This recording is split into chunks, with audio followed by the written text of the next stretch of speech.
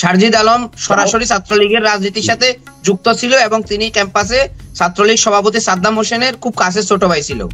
তার রক্তে এখনো ছাত্রলীগ প্রবাহিত, যদিও সে এখনো বিপ্লবী সাজছে, সে বিপ্লবী না। গত 15 বছরে তাদের কোনো অবদান ছিল না। 18 কোটা সংস্কার আন্দোলন থেকে আমরা মাইর খেয়েছি ক্যাম্পাসে, আমরা নির্ঘুম রাত পার করেছি গত 15 বছর। তারা তো 1 মাসের আন্দোলন, 1 মাসেও তারা যখন ডিবি অফিসে গিয়ে মুচলেখা দিয়েছে, তারা যদি সত্যিকার অর্থে বিপ্লবী হতো তারা মুচলেখা দেয় না।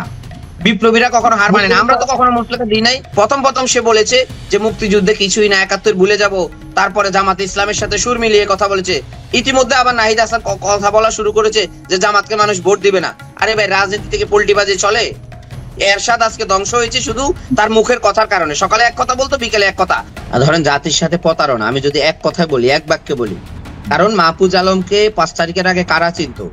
আপনি একটু জনমত যাচাই করুন যে এই মাহফুজ আলমটা কে। শুনেন পান্না ভাই, আপনাকে একটা কথা বলি, যুদ্ধের সময় আপনি পালিয়ে গিয়ে বলবেন যে আমি বিপ্লবী, এটা হয় না। যুদ্ধের সময় আপনাকে মাঠে থাকতে হয়।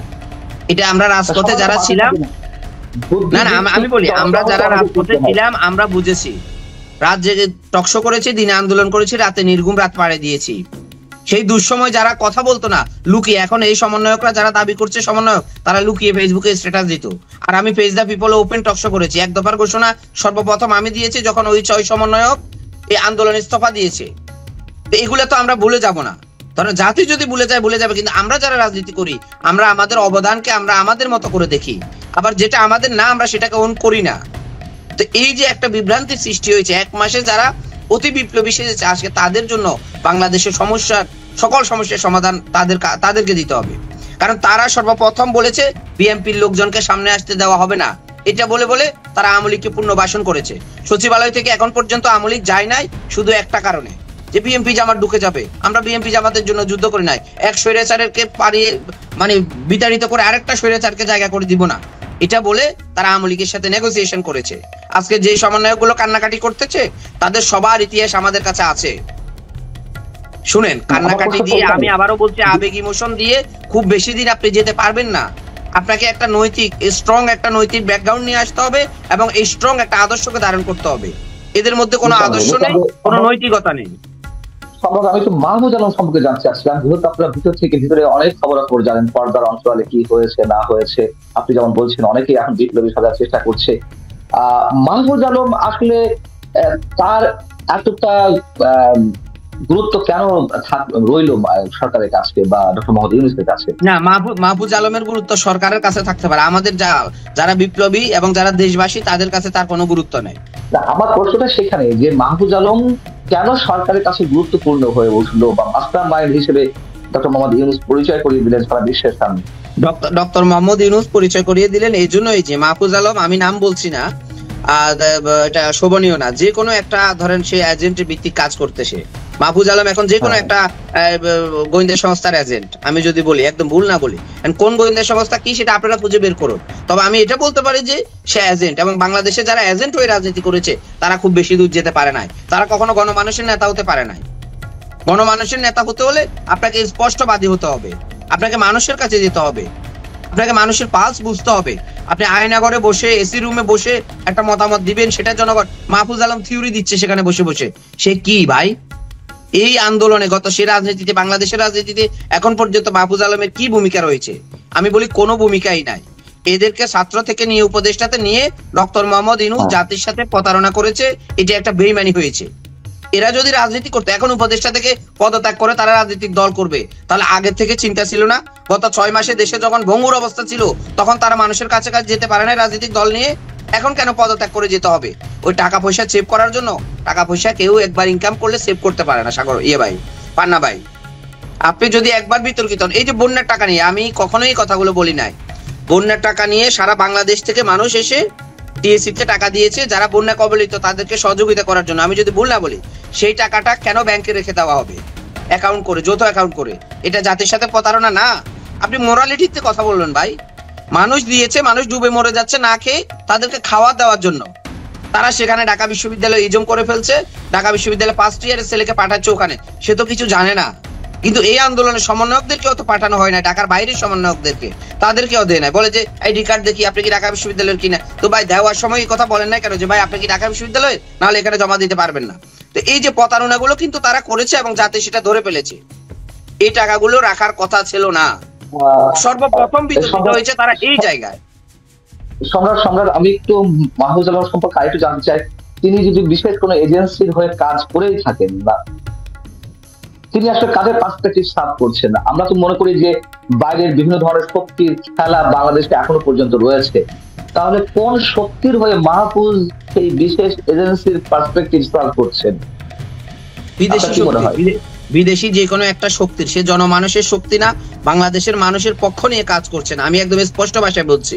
আপনি দেখবেন এই সরকারের পতনের পরে আপনি মাহফুজ আলমকেও দেখবেন, মানুষ কিভাবে মূল্যায়ন করে, তার কিভাবে ব্যাকগ্রাউন্ডটা বেরিয়ে আসে, সবকিছু দেখবেন আপনি। সুতরাং আমি আবারও বলছি, যদি রাজনীতি করতে হয় জনগণকে নিয়ে করতে হবে। এই মাইন্ডেডটা আগে ছাত্র নেতাদেরকে ঠিক করতে হবে, যারা এখন সমন্বয়ক দাবি করছেন, এই আন্দোলনের মাস্টার মাইন্ড দাবি করছেন। আন্দোলনটা হয়েছে তো জনমানুষকে দিয়ে, যে জনমানুষকে নিয়েই আপনারা আন্দোলনটা করুন, রাজনীতিটা করুন। আপনারা আরেকটা জায়গার এজেন্ট হয়ে নিজেকে খুব বড় হিরো ভাববেন, এদেশের মানুষ এটা পছন্দ করে না। মানুষের পালসটা বুঝে মানুষকে নিয়ে রাজনীতি করতে হবে। অন্য দেশের এজেন্টটা সার্ভ করলে আপনি ওই ধরেন ডক্টর কামাল হোসেনের মতোই থেকে যাবেন সারা জীবন, এক নেতা এক দল। আপনি কি বলতে চাইছেন যে 188 জন কেন্দ্রীয় সমন্বয়ক ছিলেন, আপনি তো নিশ্চয়ই তার মধ্যে একজন, তাই না? না, 188 জন কখনোই কেন্দ্রীয় সমন্বয়ক ছিল না ভাই। আন্দোলনের সময় তারা তাদের মতো করে একটা লিস্ট প্রকাশ করে দিয়েছে, আশেপাশে যারা পাইছে বন্ধু বান্ধব লিস্ট। এটা কোনো আন্দোলনের সমন্বয়কের লিস্ট হয় নাই, আমি যদি ভুল না বলি। 58 জন হয়েছে, 58 জনের পরে তারা যতগুলো লিস্ট প্রকাশ করেছে যারা আন্দোলনের সাথে সম্পৃক্ত ছিল, তাদের একজনকে সেই লিস্টে তারা রাখে না। তো লিস্ট তো বড় কিছু না। আপনি তো সেই 58 জনের একজন নাকি? আমি তো বলি যে আমি 58 জনের একজন না।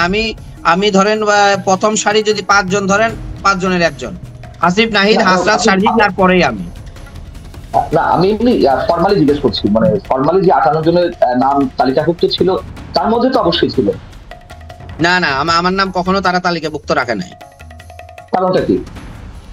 কারণটা এই যে বললাম না, যে কারণটা হচ্ছে তারা তো তাদের মতো করে লিস্ট প্রকাশ করেছে। তারা তো শুরু থেকেই একটা কর্নারে মানে ইয়ে করেছে। আমরা যারা লিবারেল আন্দোলন করেছি তাদের কাউকে তারা ওই লিস্টে রাখে নাই। তো তারা আন্দোলনের সময় আবার এই কথাও বলে নাই, যখন আমি নিজে স্বেচ্ছায় সমন্বয়ক হয়ে যখন টকশো করছি, যখন এক দফার ঘোষণা দিচ্ছি, তখন বলে না যে ইসমাইল ভাই আমাদের কেউ না। হ্যাঁ, যার যে যেখানে আন্দোলন করছে, ধরেন রাজশাহীতে একজন সমন্বয়ক হয়ে পুরো রাজশাহী নেতৃত্ব দিয়েছে 5 তারিখ পর্যন্ত। 5 তারিখের পরে বলছে যে উনি সমন্বয়ক না। এটা তো ভাই আমি কি সমন্বয়ক না? আর সমন্বয়ক তো আমি পরিচয় দিই না। এটা ক্লাস ধরেন ইন্টারের একটা ছেলে নিজেকে যদি সমন্বয়ক পরিচয় দেয়, তো সেই পরিচয় আমি কেন দিব একজন সিনিয়র রাজনীতিবিদ হয়ে? এটা হয় না। আমরা বলবো আমরা আন্দোলনের সময় আমরা রাজনীতি করি, আমাদের দায়িত্ব ছিল, আমরা দায়িত্ব নিয়ে আমরা সমন্বয়ক হয়ে এক দফার ঘোষণা দিয়েছি কেন্দ্রীয় সমন্বয়ক হয়ে। কিন্তু তারপরে আমরা এই সমন্বয়ককে পুঁজি করে, এই সমন্বয়ককে বিক্রি করে রাজনৈতিক দল করব, মানে বিভিন্ন ধরনের ফায়দা হাসিল করব, টেন্ডারবাজি করব, চাঁদাবাজি করব, এটা আমরা করি না। যার জন্য আমরা 5 তারিখের পরে সমন্বয়ক পরিচয় দিই না। সম্রাট, আমরা কি ধরে যেতে পারি যারা আন্দোলনে ছিলেন তাদের অধিকাংশ বর্তমানে যারা নতুন দল করতে যাচ্ছে তাদের সঙ্গে রয়েছে? তাদের সাথে ধরেন আন্দোলনের সময় যারা ছিল তাদের আপনি যদি একদম স্পেসিফিকলি ধরেন 5% আছে, আর 95% এই ব্যানারের সাথে নেই। একদম আপনি ধরে ধরে যাচাই করেন। এখন হ্যাঁ, তারাও নতুন করে অনেক লোক নিয়ে আসতে পারে, ছাত্রলীগ থেকে, ওই জায়গা থেকে, সে জায়গায় নাম দিতে পারে। আরে ভাই, নাম তো আর রাজনীতি না, নাম তো আর আন্দোলন না। আন্দোলনের সময় যারা ছিল তাদের 95% নেই। তারা কমিটিটা প্রকাশ করার পরে আপনি জরিপ করবেন যে তাদের সাথে নেই কেন, সেটাও খুঁজে বের করবেন। যে আন্দোলনটা একসাথে করেছেন, এখন আপনারা 5% সব সুযোগ সুবিধা নিচ্ছেন, বাকি 95% কেন আপনাদের সাথে নাই? তো তারা তো অন্য দলও করে না। আমি সেই জায়গা থেকে প্রশ্ন করি, 95% আন্দোলনকারী তারা যদি একসাথে থাকে, আর 5% যারা এখন সামনের সারিতে কিংবা সামনের সারি বললেন তো বলতে পারে লাইন লাইটে আছেন, কেন তাদেরকে এইভাবে সবকিছু, যদি আপনার কথা অনুযায়ী বলি, সবকিছু তাদের দখলে নিতে দেওয়ার সুযোগ দেওয়া হলো? ভাই, সবকিছু সুযোগ দেওয়া হচ্ছে তো সরকার থেকে বিভিন্ন মন্ত্রণালয় গিয়ে যারা 5% এর সাথে আছে তারা গিয়ে বলছে যে এখানে আমরা 2 জন ছাড়া বাংলাদেশের কোনো সমন্বয়ক আসবে না, আসলে আমাদেরকে ফোন দিবেন, এখান থেকে আমাদেরকে 5% দিবেন। তাদের সাথে তো সরকারের সাথে তাদের একটা নেগোসিয়েশন হয়েছে। আমি একদম সাফ কথাই বলি, সরকারের সাথে নেগোসিয়েশনের ভিত্তিতে এই 5% সারা দেশের সরকারি সুযোগ সুবিধা ভোগ করছে, যার কারণে অরিজিনাল সমন্বয়ক যারা, তারা এখন আর কোথাও যায় না। তারা রাজনীতিও করতে চায় না, তারা কোনো টেন্ডারবাজিও করতে চায় না। সরকারের সাথে নেগোসিয়েশনটা কেমন হয়েছে? সরকারের সাথে নেগোসিয়েশন হচ্ছে, তারা সরকারের সব সুযোগ সুবিধা নিবে, সরকারকে বলবে যে আপনি এটাকে চেঞ্জ করেন, এটাকে চেঞ্জ করবে, বাকি 95% যদি বলে আপনি এটাকে রাখেন, রাখবে না। সরকার কেন কনভিন্স তাদের দ্বারা? সরকারের তো একটা কিংস পার্টি দরকার ভাই, সুবিধাবাদী গ্রুপ দরকার, সরকার সেটা পেয়েছে। কারণ সরকার তো বিপ্লবীদেরকে নিলে সরকার চালাতে পারবে না। সরকার যে আজকে স্বৈরাচারের দোষরদেরকে নিয়ে আছে, যদি 95% বিপ্লবীদেরকে সাথে থাকতো সরকারের, সরকার তো স্বৈরাচারের দোষ নিয়ে চলতে পারতো না, উপদেষ্টা পরিষদ ফারুকির মতো লোক দিয়ে গঠন করতে পারতো না। তো এই জিনিসগুলো রক্তের সাথে কারা বেইমানি করে? যারা ভিন্ন আদর্শ ধারণ করে, যারা অরিজিনাল রাজপথের সৈনিক, গণতন্ত্রের সৈনিক, তারা কখনো রাজপথের সাথে বেইমানি করে না। এটা আপনি ইতিহাস থেকে দেখতে পারেন। আজকে যারা আছে প্রধান জায়গায়, তাদের অতীত ব্যাকগ্রাউন্ড আপনি একটু ঘেটে দেখবেন, তারা আগে কি ছিল, গত 15 বছরে তাদের কি অবদান ছিল। তো সেটাকে তো আপনি ভুলে গেলে চলবে না ভাই। এখন সাদ্দাম হোসেন যদি এসে বৈষম্য বিরোধী ছাত্র আন্দোলনে যোগ দেয়, আপনি যদি বলেন সে আগে ছাত্রলীগ করছে, এখন ভাই সে বৈষম্য বিরোধী নেতা, তাহলে কি হবে? আপনিই বলুন, তো সেটা কি জাতি মেনে নিবে? এই হচ্ছে অবস্থা, বর্তমান বাংলাদেশের এই অবস্থা। জাতীয় নাগরিক কমিটি যাকে তাকে ধরে এনে বলেন যে বিপ্লবী, আরে ভাই তাকে তো মানুষ চিনেই না। আপনি কমিটিতে নাম দিয়েছেন বিদায় তাকে চিনে, তার আগে তো কেউ তাকে চিনতো না। তো এই ধরনের জাতির সাথে মশকরা ছেড়ে দিতে হবে। মানে জাতীয় নাগরিক কমিটি যাকেই ঢুকাচ্ছে সেই বিপ্লবী হয়ে যাচ্ছে, বৈষম্য বিরোধী আন্দোলনে যারই নাম দিচ্ছে সেই বিপ্লবী। এই ধরনের দাপ্পাবাজি আমি মনে করি জাতির সাথে করা উচিত হচ্ছে না। আপনারা প্রকাশ করা উচিত ছিল যে এরা আমাদের দলে নতুন করে যোগ দিচ্ছে, নতুন আন্দোলনকারী। যাদের বিরুদ্ধে চাঁদাবাজির অভিযোগ রয়েছে ছাত্র সমন্বয়কদের মধ্যে, নানান ধরনের দুর্নীতি বলি কিংবা টেন্ডারবাজি বলি, যে অভিযোগগুলো রয়েছে তার কি কোনো প্রমাণ সাপেক্ষ কিছু কোনো তথ্য আছে আপনাদের কাছে? একদম 100% সবকিছু ধরে ধরে প্রমাণ আসবে এই সরকারের পতনের পরে। একটু রাজনীতিতে ভাই ওয়েট এন্ড সি বলে একটা কথা আছে, অপেক্ষা করতে হবে, দেখতে হবে। রাজনীতি হচ্ছে একটা লম্বা রেস। আপনি ধরেন একটা ট্রেন কমলাপুর থেকে ছেড়েছে, বৈষম্য বিরোধী ট্রেন, এটাকে আপনি যদি এয়ারপোর্ট গিয়ে যদি বলেন যে সব প্রমাণ দিয়ে দাও, এটা তো চট্টগ্রাম পর্যন্ত যাওয়া লাগবে, রাজশাহী পর্যন্ত যাওয়া লাগবে। তো সেই অপেক্ষা তো করতে হবে। নির্বাচনের সময় মানুষ মূল্যায়ন করবে, নতুন রাজনৈতিক দল করে মানুষের কাছে যান, যাদের কাছ থেকে টাকা নিয়েছেন, যাদেরকে এই যে এখন তারা জব, আমি নাম বলছি না, আমাদের গুরুত্বপূর্ণ একজন সমন্বয়ক এবং উপদেষ্টা, আমি নামও বলছি না তার, সে একটা জায়গায় বিমানবন্দরে কিছু লোক নিবে, সেখানে 5 লক্ষ টাকা করে যে কারো কাছে চাইছে যে ভাই এই টাকা দিলে চাকরি হবে, নাহলে চাকরি হবে না। এই জিনিসগুলো না, আমি ভাই শুনেন, আমি আপনাকে বলি রাজনীতিতে প্রমাণ বলে কোনো কিছু নাই, আবার প্রমাণ দিলে অনেক কিছু। তো প্রমাণ দিতে হবে কেন? আপনারা যাচাই করেন না। আপনাদেরকে আমি যাচাই করার খোরাকটা দিয়েছি, আপনারা যাচাই করে দেখুন আমি যে কথাগুলো বলছি সেটা ভুল কিনা।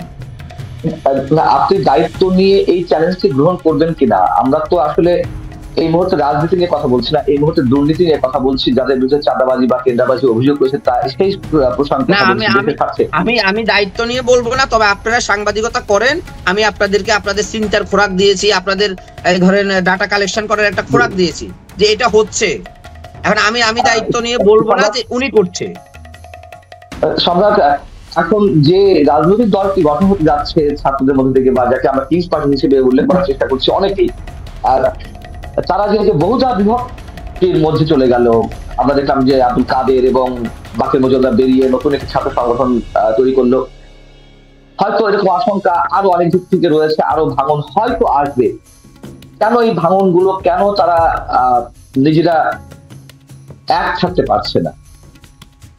আদর্শ নাই, যারা আছে এক নম্বরে হচ্ছে আদর্শ নেই, যার জন্য তারা এক থাকতে পারছে না।